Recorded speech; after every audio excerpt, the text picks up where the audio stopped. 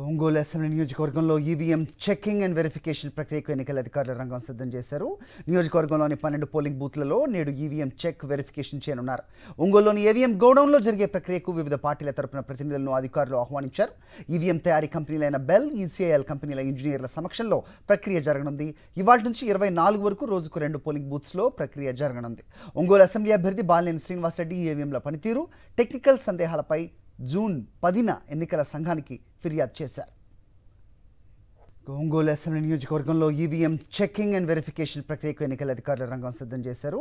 నియోజకవర్గంలోని 12 పోలింగ్ బూత్లలో నేడు EVM check verification చేయనున్నారు.